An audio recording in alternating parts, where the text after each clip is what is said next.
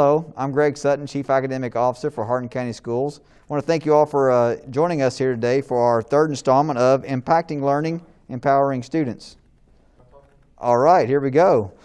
Sitting here with us today, we have Mr. Tim Hall, a residential maintenance teacher that we hired here new for our district. And actually, we're actually social distance here today, so we're going to go ahead and remove our mask, Tim, so people can actually see us talk.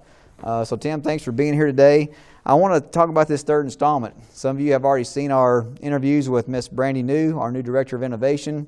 Some of you saw our interview with Miss Lisa Slavin, our new District Transition Readiness Coordinator. And now we're actually going to meet some of our new residential maintenance teacher and our law enforcement teacher today, who are actually, that's the two newest pathways we have here in our district. And with this installment of Impacting Learning, Empowering Students, I think it's critical that our Hardin County school family, I think it's critical that our community understands the programs we're bringing to our district to help students look into not just learning opportunities, but I want to talk about career opportunities. So Tim, thanks for being here with us today. How are you doing today?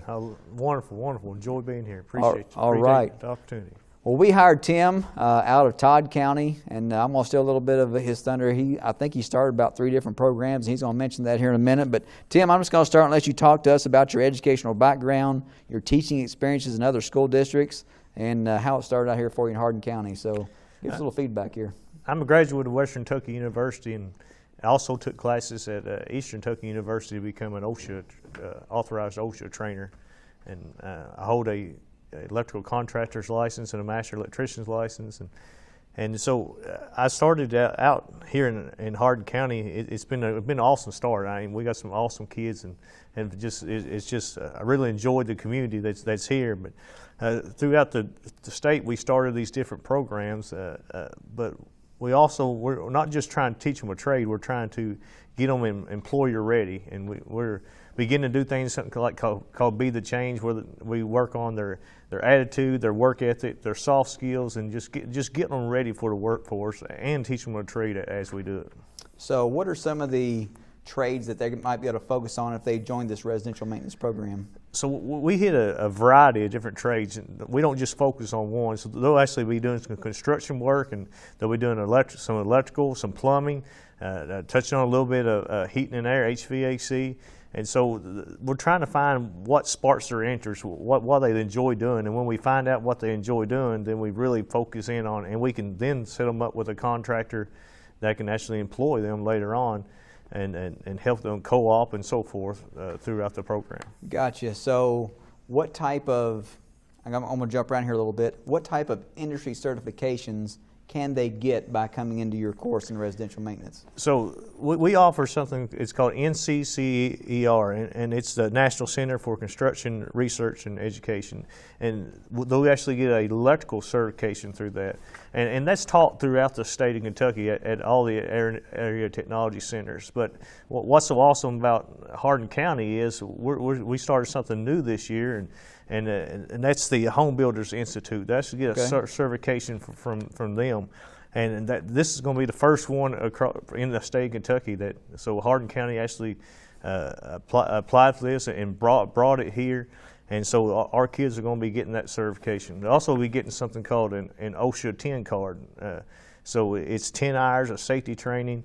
And large companies, large jobs require this training. So the kids will already have this training. So it makes them more makes the employer happy. It makes them more likely to get the job. And every employer wants a safe worker. That's right. You've already mentioned 2 or 3 things there, but I think we wrote a $13,000 grant for the Home Builders Institute, and they were able to give you the curriculum to help follow to get that certification as well. So if I'm an 8th grade student sitting out there right now, and you have any interest in residential maintenance, HVAC, plumbing, electric, framing, anything of that nature, I think when you do your one-on-one scheduling this later on this winter, this early spring with your high school counselors, you move into your home high school, this is a pathway you definitely want to consider. Mr. Hall, how many kids are you even seeing in your pathway right now? We're in the 20s. We have about 20-something students in the program, and this is our first year doing it. But we're off to a terrific start. So we got about 20 kids. I think if you were to ask me to set a goal along with Mr. Hall, being the Chief Academic Officer here for our district, I would like to see that number double next year. Yes. And so I guess my next question is, when we're talking to these 8th graders about these programs, Mr. Hall, what is the first grade they can be in to enter your pathway? So as a freshman, we actually have freshmen in our classroom now. So as a freshman, they can be in our classroom and they can begin to build things and wire things. And we have big goals, even to actually leave the classroom, go out on job sites like Habitat for Humanity or some nonprofit that they're actually building and actually help the workers build and putting the skills that we learn into the classroom, not just stay in the classroom, but go out into the community and put our skills to work. So I guess as the kids come in as freshmen, they're going to start off with the basics. They're going to be introduced to a lot of things, but then they can narrow down their focus. Like the young man I met in your classroom the other day, Right. he said, I want to be an electrician. Right. He knows what he wants to do. So when he goes to a job site, he's probably going to be shadowing electricians. Yes. He's going to be seeing what it takes as far as the curriculum to get him, I guess, a further education to get his master electric license, which you Right. have. Exactly right. And you worked in business and industry. Absolutely. And you know what kind of money they can make. Yes. Now, I think that's important. How much money can I make? Tell me about a master electrician. What kind of salary can they bring in per hour? What kind of yearly salary can they make? Well, whenever I go to a job in the evenings and Saturdays, I have my own construction business, and so I charge, for me to show up on your job site, we charge $75 an hour to come and to any work that you want done. So you won't lead a program making 75, but that's definitely something you work up to. I have students that has left my programs in the past making over $100,000 a year. And when the big storm hit in New York, I had some former students that was up there working that storm as linemen, electricians, and they called me and told me just how much they were making. I said, man, that's wonderful money. I make that a month too. He said, no, I make that a week. So he was making in 1 week what I was making in a month as a teacher. So I mean, it's limitless, really. I mean, you can make as low as $30,000, and you can make I made well over $100,000 a year. Right. I turned down $108,000 a year to continue teaching. A company wanted me to go back to work for them, and I turned it down to stay here with Hardin County. Well, we're glad you're here. I actually talked to one of our former Hardin County School students. He left high school, didn't really have an opportunity for this program, but he started getting into a track to where he was working toward his master electric license. He started off, he told me, making about $10 or $11 an hour. He started going to school 1 day a week for so many years. His actual electric company actually paid for him to continue his education. In just a few short years, he went from starting out at $10 to $11 an hour. He's making $25 an hour now. And he said, I could make $28 to $30 if I want to drive to Louisville. Absolutely. And he said, it's real, like you said, where do you want to go? Right. Where are you willing to travel? If you're willing to work and you're willing to get further education with something you have a passion for, the money's there. Absolutely. And Yeah. we have teamed up with the International Brotherhood Electrical Workers out of Louisville, Local 369, and we've already been in contact with them and talked to them, and they'll actually pay for their associate's degree. They'll pay for the kids' associate's degree, pay them while they work, pay for all their schooling, and they'll have they'll have master electrician's license, and after 5 years they'll be making $36 an hour. And not counting the benefits and retirement, that's all. They have a benefit package of over $50 an hour. Yes. 5 years into their program. Then the same young man I was referring to, he was talking that his business gives him like a 6%, up to a 6% match on retirement. That's right. So if you put in up to 6%, they'll match 6%. And so this young man is a Hardin County School graduate, had a passion to want to be an electrician, just one of our pathways we're looking at, and pursued that, and he's making a full career out of it. Absolutely. and actually having more than a living wage. Yes. And being a productive member of society. And this young man did not go to college. I think we used to always say, well, you got to go to college to be successful. That's not true. Right. We're putting programs in place that can allow you to further your education to a specific trade now that'll get you where you need to go. So tell me about, we talked about some industry certifications.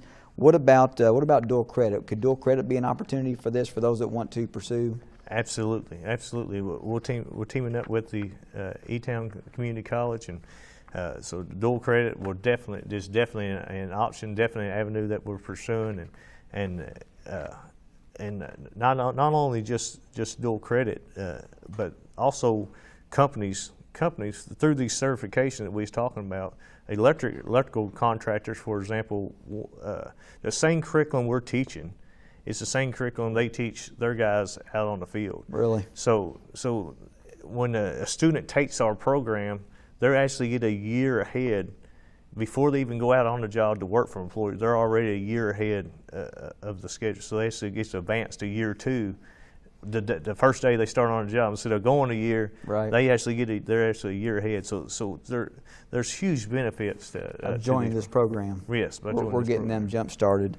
We talked about dual credit, talked about industry certifications. Obviously, I think if we look at short-term and long-term goals, I guess your long-term goal would be co-op.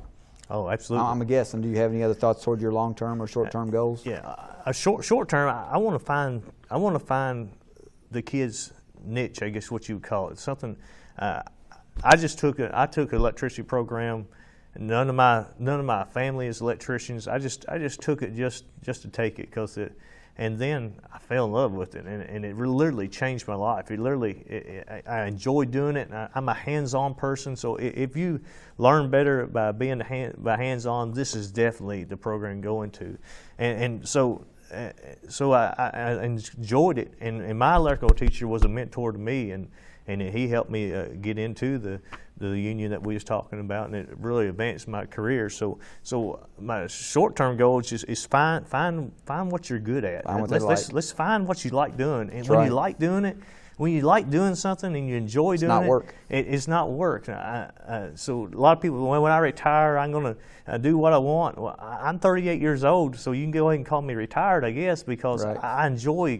When I wake up on Monday morning, I'm not depressed that I'm coming to work. I'm excited. I enjoy it. And that's right. Even going home in the evenings and doing electrical work on the side, it ain't something that I dread. I do that because I want to do that. What you love to do. So I guess you can say I'm 38 years old and retired because I enjoy doing it. Even if I was retired, this is still what I'd be doing. But now what about the long term? Where do you see this program? If we're looking at an 8th grade student right now who's watching this video, and we're telling them, you come and get involved in this pathway program of residential maintenance, what's your long-term goal for that freshman we're going to see next year coming out of the 8th grade? So what I want to see, and what we've done in the past, is we want to make you where employers want you. And so in the past, other programs we started, we had more job positions waiting on our students than we had students to fill them. And that's all because of the atmosphere that we tried to build in a residential maintenance program. We want to produce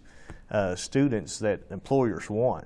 So at the end of the school year, we'll already be having interviews with the students. We'll already be interviewing with contractors with their whatever career path they want to go to. They're already going to be lined up. And before their graduating day, they'll already have a job offer ready for them. So outstanding. So that's our long-term goal. It's happened in the past, and I know it's going to happen here. So we want employers, whenever I want to hire somebody, I want to think residential maintenance. That's right. I want my guys to be so good. Not necessarily, you don't have to be an expert in your field, but just have the work ethic. And the attitude and the willingness to learn. If you got that, then employers will love you and they'll train you up. Well, community members, if you're watching this, we're going to finish up here today with this interview with Tim Hall. If you have any co-op opportunities out there in your business and you see the need for these up-and-coming electricians, these plumbers, HVAC, framers, please reach out to us here at Hardin County Schools. We want to put these kids to work, and we want to put people out in our community that can give back to our community and help us prosper. So, Tim, I appreciate you being here today. You're definitely the right hire for Hardin County Schools. You're doing a great job. I visited your program a few days. So thank you for being here. I look forward to some one-on-one scheduling with our 8th graders and seeing some little clips and videos. We're going to do some little 4-minute clips and videos of different pathways, since we probably won't be able to do some probably field trips this year due to the situation we're in with COVID. But I will say this. He's located at ECTC. This is a program run through our Early College and Career Center, but right below the hill is where it is housed. So if you're curious, this is just part of our EC3 system. It's led by Mr. Dan Robbins, the principal. He's a supervisor for Mr. Hall. He oversees the programs. Although it's not right there in that facility, it's just right down at the bottom of the hill. So we're able to connect that to ECTC, and that'll lead to further education for those kids. So thank you for being here today, Tim. Appreciate it. Thank you. Thank you for the opportunity. Thank you. I'm Greg Sutton, Chief Academic Officer for Hardin County Schools. Thank you for being here today on our 4th installment of Impacting Learning, Empowering Students. Actually, I'm here with Nicki Coleman today, our new law enforcement pathway teacher here for the district. And Nicki, since we are socially distanced today, I'm going to ask that we remove our masks so people can actually maybe hear us a little better and know what's going on. So thank you all for being here with us down this 4th installment. We have actually interviewed, I want to make sure I get this right, our Director of Innovation, Brandy New. We've interviewed our District Transition Readiness Coordinator, Lisa Slavin. We just finished interviewing Tim Hall, our new residential maintenance instructor. And our 4th installment here on Impacting Learning, Empowering Students, we have Miss Nicki Coleman, our new law enforcement teacher here in the district for that pathway. And I'm going to tell you what, I'm excited about this pathway, and a lot of other kids are too here in the district. I referred to myself as a kid, didn't I? All the other kids and myself are excited about this pathway. So we really want our community. We want the partners of Hardin County. We want our students and families to know about this new law enforcement pathway. It's brand new, along with our residential maintenance. And we want you to know the impact it's going to have. It's going to lead to career and job opportunities for our students. So, Nicki, very glad to have you here today. Thank you. Thanks for stopping by. We're just going to start by letting you tell us about your educational background, your teaching experiences, maybe at other schools, and this is what you're doing here at Hardin County now. I've been with Hardin County Schools for 13 years. 13. I spent about 3 years in special ed and 5 years in math. Okay. I do have prior experience in military. I was a military police officer for over 7 years. So you have police experience? I do. Okay. And then I got my master's in education, and now I'm here at John Hardin. Now, am I right by saying that one of your original degrees you got or earned when going through college was a criminology background? I have an associate's and bachelor's in criminal justice. Criminal justice. So really, I have to be honest with you, whenever we went through the interview process, and after watching Nicki teach special education, math in the elementary classroom, as you can see, she's multi-talented. And she applied, I thought, well, that's amazing. She also has a criminal justice degree and military police experience. So I think you were just kind of a natural fit. I think when you take on a position like this that's trying to show people what law enforcement is about and what the career can be about, I really think that you were a great fit. So thank you for taking this challenge on. Actually, I do want to say this before we move forward. This is also a program through EC3. However, due to spacing at EC3, we put our residential maintenance down at ECTC, and our law enforcement class is actually being housed at John Hardin High School. It's no different than being at EC3. Kids are bused right there from all 3 high schools. You have kids from all 3 high schools, Absolutely. Is that correct? Yes. And how many kids are you working with right now? 62 right now. 62. And I can honestly tell you, I think there probably would have been more that would have signed up if we had the space. Right, and I think due to COVID, that probably hindered some of them from coming in the classroom at this time too. So. Right. I guess this is probably not a question we've scripted here, but what's been your biggest takeaway from what students feel like they're getting from the pathway so far? They're exploring not just like specific police officer jobs, but other law enforcement officer jobs. A lot of other criminal justice jobs that I don't think that they realized were out there. So I have a very wide range of interests in my class. Yeah, I guess when we say law enforcement, we're not just saying you have to be a police officer. I think one kid, when I was visiting your classroom the other day, he said he wanted to be a U.S. Marshal. A U.S. Marshal. And I think until you helped him explore that career, look at the money that they make, and look at what it would take to become a U.S. Marshal, I don't know if the kid really had it in his mind. He did not. So I think I'm speaking for Ms. Coleman here, but I really think that she's broadening her horizons of what's out there in the law enforcement field. So thank you for doing that. But you said 62 students. 62. Right now. So if you're an 8th grade student and you're thinking about your pathway leading into high school, that may be something you want to consider. And as we continue to promote these programs moving forward, I have to ask, moving into this position, what do you see starting off with some of your short-term goals and some of the kids you're working with now? Where do you see yourself a few years down the road, long-term? I think right now, we have 9 that are scheduled to complete the pathway this year. So that'll be Are they seniors, all seniors? Yes, all seniors. 9 seniors are expected to complete the pathway, and which is how many courses? 4. 4? They'll take I 4 wanna make sure I get it courses. right. And so then the other ones are now trying to fix their schedule so that they can complete the pathway. But long-term goals, I'd like to see the program expand into, other law enforcement, criminal justice career fields, and give them an opportunity to branch out more in the court system and other avenues that are in the criminal justice field.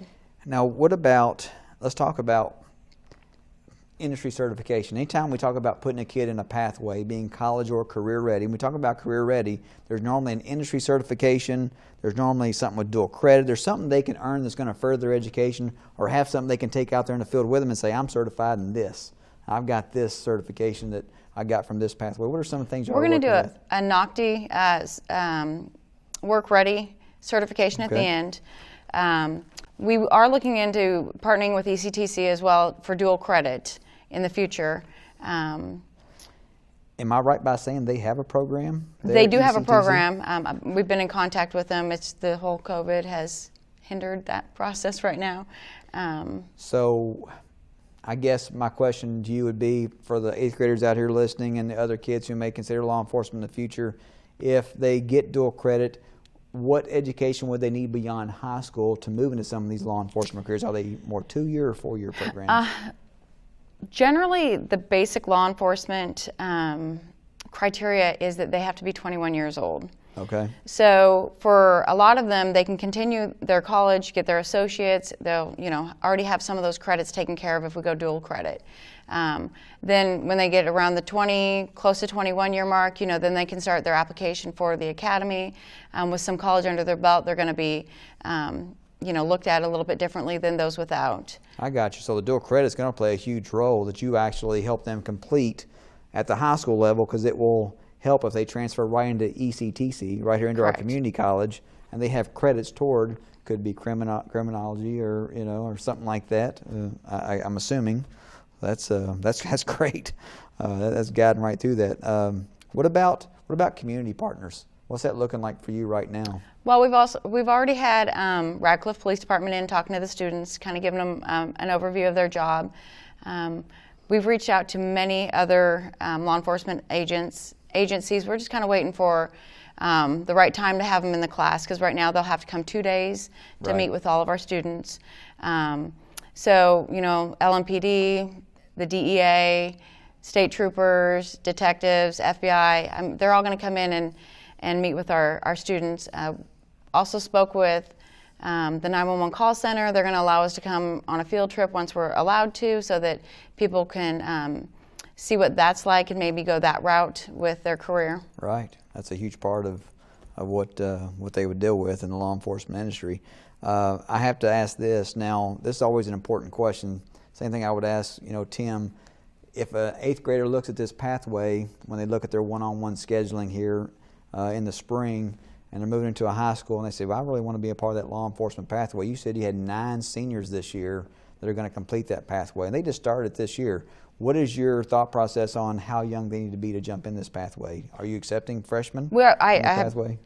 lots of freshmen right Lots of now. freshmen. Right. And so I think that they're kind of scheduled to take one class a year, just so that it fits in their schedule, I got you. so that there's more maneuverability within their required classes. So I think we had to kind of compile it into those juniors and seniors. Right. To try The to make juniors it, and seniors I'll see more. to make it fit, but they're okay to jump into this Absolutely. as a 9th grader.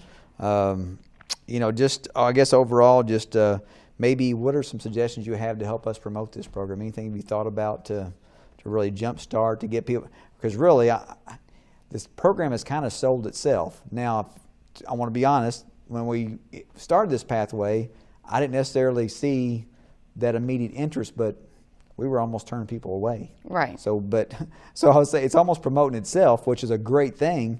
But what do you think we need to do to continue to promote this pathway? Well, I met with Miss Slavin over the summer, and I did a little video, and for the 8th graders to kind of see hey, become your own investigator, and give them a little crime scene, so that they can work on it and see what kind of detective that they would be, because we can't go visit the classrooms. I would like to have some of our kids eventually go out to those classes and let them speak for the program and to promote it. Well, that's true. You've got crime scene investigating. I mean, you're looking at detective work. You're looking at, we have former Hardin County students or members of the CIA. I guess, once again, I want kids to hear these things, because when you hear law enforcement, you think, well, I'm not sure I want to just be a police officer. You're not going to be limited to that when you go into this field. There's plenty of opportunities. Well, I don't really have a lot of questions here for you today. And the fact that I know have you looked into a simulator? We talked about that, didn't we? Yes, I'm trying to get Explain that a little bit before we... for lack of a better term, a real-life video game where there's scenarios where they have to make decisions just like other police officers on the job would. Most police agencies have one or have one available to them.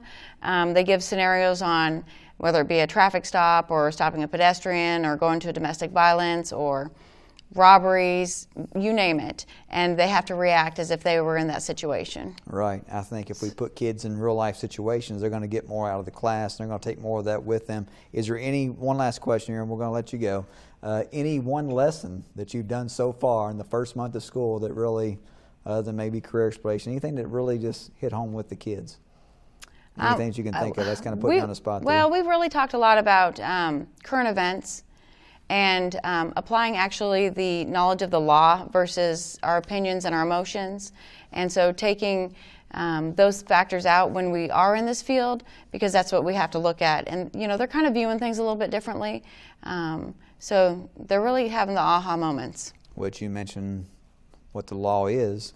This could also lead to students thinking about being future lawyers. Right. I mean, I think, once again, some of the discussions you're having, I think, opens up a lot of broad range to our kids, which that's what our pathways are meant to do, is not to pigeonhole a kid into one type career. Similar to what we said with our residential maintenance, HVAC, plumbing, electric. We don't want to pigeonhole a kid. If they want to become one of those, we're going to help you, find what your passion is. And I think you're trying to do the same thing with our law enforcement pathway. So I want to thank Ms. Coleman for being here today on Impacting Learning and Empowering Students. And I'm excited about this pathway. 62 students already. If you're an 8th grade student sitting out there and you think about your scheduling moving forward in high school later on this spring, please consider this pathway. I know Ms. Coleman would love to see you come and visit her there at being hosted at John Hardin High School. All right, thank you. Thanks for being here.